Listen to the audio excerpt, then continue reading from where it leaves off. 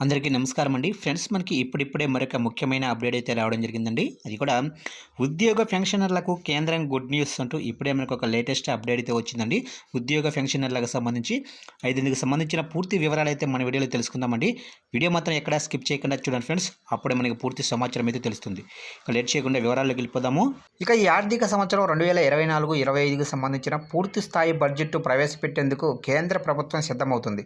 ఇక ఇప్పటికే బడ్జెట్పై కీలక నిర్ణయాలు కూడా తీసుకున్నట్లు తెలుస్తుంది. కేంద్ర పద్దుకు తుది మెరుగులు దిద్దుతున్నారట కేంద్ర ఆర్థిక మంత్రి నిర్మలా సీతారామన్. ఈ క్రమంలో బడ్జెట్పై ఆర్థికవేత్తలు, మార్కెట్ నిపుణులు ప్రభుత్వానికి కీలక సూచనలు చేస్తున్నారు. ఇక సామాన్య మధ్యతరగతి వేతన జీవులకు ఊరట కల్పించాలని కోరుతున్నారు. ఈ క్రమంలో ఉద్యోగులపై ఈసారి కేంద్రం వరాలు జల్లు కురిపించే అవకాశం ఉందని పలు నివేదికలు చెబుతున్నాయి.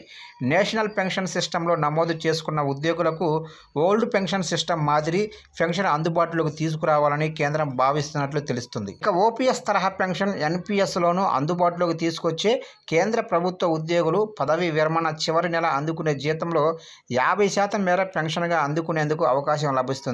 చాలా కాలంగా ఓపీఎస్ తరహా పెన్షన్ తీసుకురావాలని ఉద్యోగ సంఘాలు డిమాండ్లు చేస్తున్నాయి. ఈ నేపథ్యంలో కేంద్రం కూడా సానుకూలంగా ఉన్నట్లు తెలుస్తుంది.